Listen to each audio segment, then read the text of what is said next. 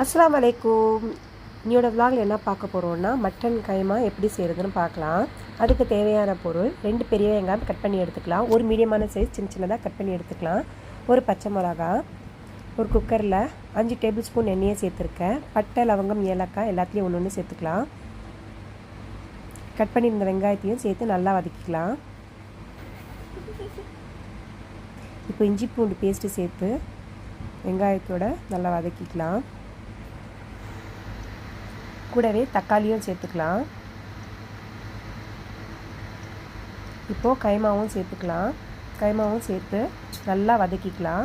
1/4 table spoon மஞ்சள் தூள், 2 table spoon மிளகாய் தூள், 1/2 டேபிள் ஸ்பூன் மல்லித்தூள், 1/4 டேபிள் ஸ்பூன் கரம் மசாலா சேர்த்து நல்லா வதக்கிக்கலாம்.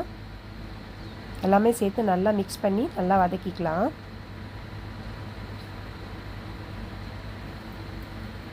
இப்போது 2 கிளாஸ் தண்ணி சேர்த்துருக்கேன். நல்லா மிக்ஸ் பண்ணி விட்டுட்டு குக்கரில் 2 விசில் விட்டுடலாம்.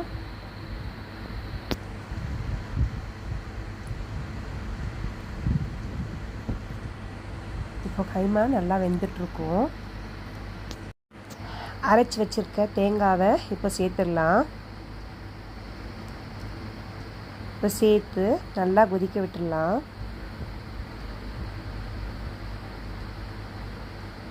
நல்லா மிக்ஸ் பண்ணி விட்டுடலாம். மிக்ஸ் பண்ணி விட்டுட்டு நல்லா கொதிக்க விடலாம்.